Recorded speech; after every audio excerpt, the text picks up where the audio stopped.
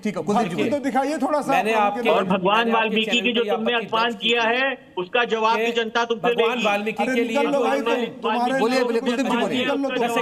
10 second हाँ ठीक है 10 सेकंड 10 सेकंड बोलिए 10 सेकंड बोलिए।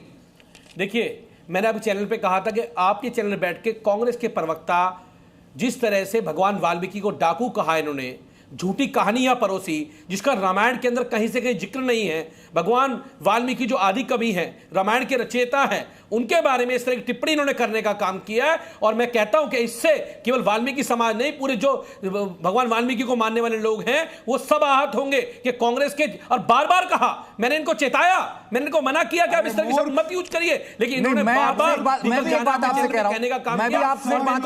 कुमार जी मैं इनको बता रहा हूं, कुलदीप कुमार मैं कह रहा हूं एक बात की, मैं ये बिल्कुल साफ कर देना चाहता हूं कुलदीप कुमार जी और जितने पैनलिस्ट मेरे साथ हैं, मैं ये बात साफ कर देना चाहता हूं कि किसी का भी स्टूडियो में होता ना, किसी का भी तुम्हारा दिमाग भी ठीक करता, अपमान बर्दाश्त नहीं किया जाएगा। किसी का भी कोई अपमान नहीं होना चाहिए। मैं आपसे साफ साफ कह रहा हूं, अगर कुछ गलत बोला तो उसकी जिम्मेदारी है। अगर दीपक जा में वहां पे होता तो तेरा दिमाग क्यों ठीक करता मैं आज? भगवान वाल्मीकि को डाकू कहा है ना बैठ के। सुनिए एक मिनट कुलदीप कुमार, तुम्हारे तरह भगवान वाल्मीकि को गली के गुंडे बहुत देखे हैं। नहीं मैं कह रहा हूं, मैं कुलदीप कुमार जी आपसे भी कह रहा हूं, आपसे भी कह रहा हूं, गली के गुंडा बिल्कुल नहीं होना चाहिए। और अगर ब्रह्मर्षि का अंतर ही नहीं पता, गलत कहा क्योंकि कांग्रेस तो इन सिन्हा मैं आपके पास आ रहा हूं, मुद्दे से मैं भटकना नहीं चाहता। तो इन सिन्हा जी मैं आपके पास आ रहा हूं, मैं मुद्दे से भटकना नहीं चाहता। मेरा सवाल यह है कि आज भी साधु संत नाराज हैं अयोध्या में, लोग पूछ रहे हैं, लोग हमसे भी कई बार पूछते हैं क्या ऐसा हुआ होगा क्या?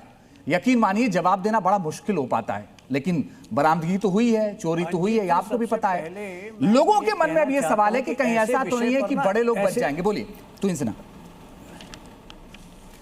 देखिए अंजीत जी, ऐसे विषय पर, गंभीर विषय पर ना थोड़ी शालीनता से डिबेट होना चाहिए। अगले बार से मैं आपसे आग्रह करूंगा कांग्रेसियों को स्टूडियो में मत लाया कीजिए। ये जो बैकग्राउंड म्यूजिक चलता है ना, कोई किसी की बात नहीं सुन पाता है और जानबूझकर ये लोग पूरे डिबेट को जो है एक अलग दिशा में ले जाना चाहते हैं। अरे आप कह रहे हैं साधु संत समाज आहत है, हम खुद आहत हैं जी।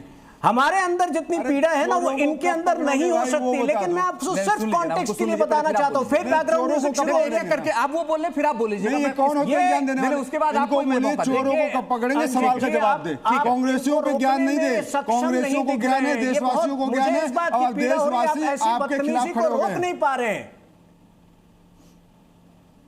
ये बदतमीजी बंद कराइए। देखिए मैं आपको सिर्फ कॉन्टेक्स्ट के लिए बता रहा हूं, सबरीमाला गोल्ड स्मगलिंग केस कब घटित हुआ था?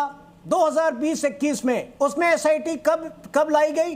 कोर्ट के निर्देश के बाद अक्टूबर 2025 में, और उसके बाद भी कुछ नहीं हुआ। कितनी गिरफ्तारियां हुई कहिए इनको बताने के लिए? 50 दिन हो गए इनकी सरकार केरल में बनी है। क्या इन्होंने सीबीआई की मांग की? क्या उसको एक्सपीडाइट किया है केस को?